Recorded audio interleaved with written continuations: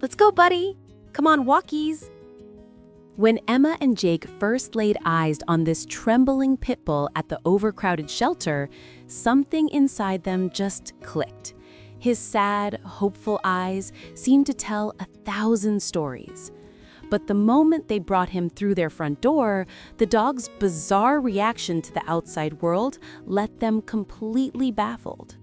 He refused to step beyond the threshold, and when they finally discovered why, the truth behind his behavior revealed a heartbreaking past that would change everything they thought they knew about rescue dogs. Emma scrolled through shelter websites for weeks searching for the perfect companion. Her apartment felt empty, and Jake had been hinting they needed someone to complete their little family. That Saturday morning, they decided to visit the local shelter, not expecting much. The place was loud, chaotic, filled with barking and the scent of industrial cleaner. But in the back corner, in the quietest kennel, sat a muscular pit bull with the most unusual markings they'd ever seen.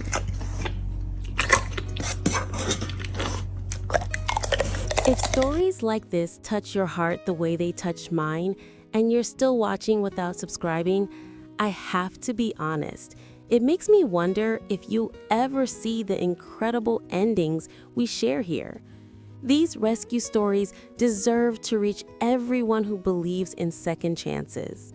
Please hit that subscribe button. You won't regret it. He wasn't jumping or barking like the others. He just sat there, watching them with patient, knowing eyes. Emma knelt down slowly, extending her hand through the chain link. The dog didn't lunge or shy away. He simply walked forward and pressed his massive head against her palm. Jake noticed the distinctive white patch spread across the dog's back, shaped almost like a bird in flight. "That's weird," Jake whispered. "It's like someone painted it on him." They spent 20 minutes with the dog in the yard. He walked calmly beside them, never pulling, never rushing. Emma looked at Jake. Jake looked at Emma. Without speaking, they both knew. "We want him," they said in unison to the shelter volunteer. But just as they were about to sign the adoption papers, the volunteer stopped them. "Wait, there's something you should know about his history."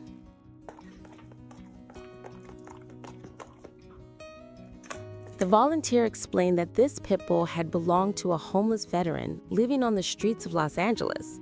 His owner loved him more than anything in the world, but after 2 years of struggling to feed them both, the man made the hardest decision of his life.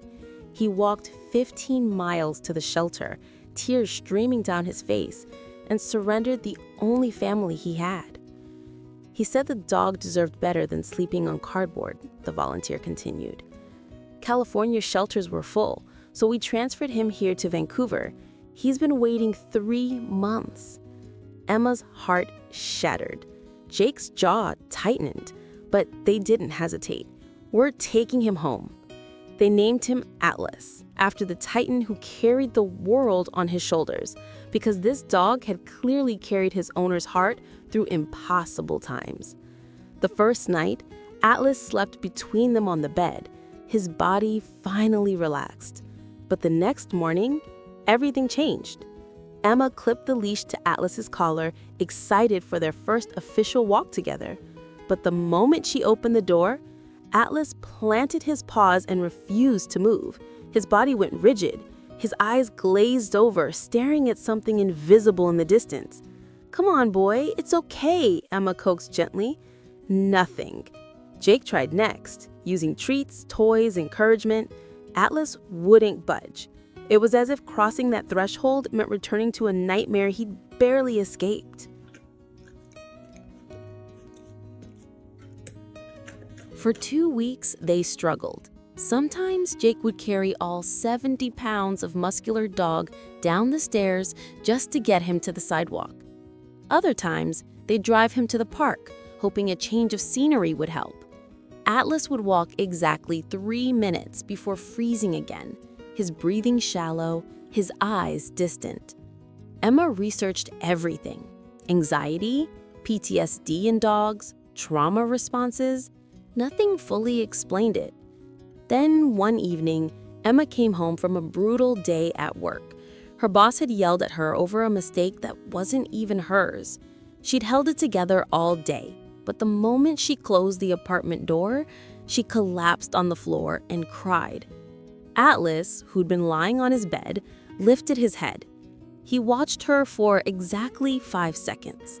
Then he stood, walked to the bathroom, and returned carrying his favorite blanket in his mouth.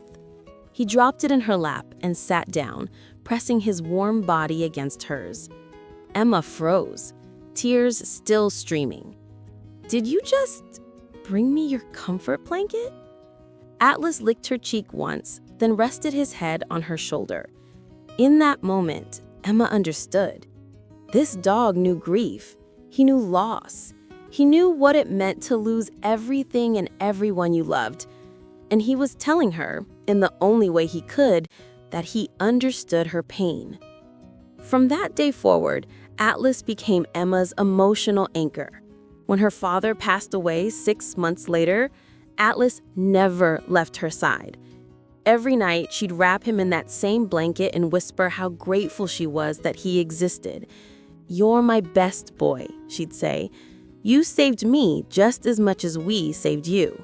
And Atlas, who still hated walks, who still froze at doorways, would wag his tail and press closer. You're not the only one who gets affected by stories like these. If seeing these transformations makes you happy, I've got more waiting for you. Jake started noticing something else too. During their occasional arguments, Atlas would position himself between them, always on Emma's side, softly growling at Jake until they made up. "He's a mama's boy," Jake would joke. But they both knew it was more than that. Atlas had chosen Emma the same way his previous owner had chosen to let him go, out of pure, selfless love. Today, Atlas still hates walks, but he's learned that home isn't a place you lose anymore.